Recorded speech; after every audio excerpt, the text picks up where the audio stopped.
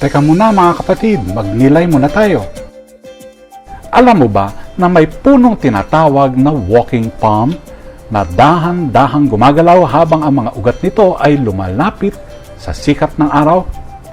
Matapos ang baha, ibinigay ng Diyos ang bahaghari bilang simbolo ng bagong pag-asa. Tulad ng walking palm, tinatawag tayong lumapit sa liwanag ng kanyang pangako. Kinilala ni Pedro si Jesus bilang Mesiyas, ngunit hindi niya agad naunawaan ang kanyang misyon. Ang kanyang pananampalataya tulad ng puno, kailangan lumago sa tamang direksyon. Ang pananampalataya ay nagdadala sa ating pasulong. Matiga ang Diyos, tulad ng walking palm, dahan-dahang lumalago ang ating pananampalataya. Tinutungo mo ba ang liwanag ng Diyos? Amen.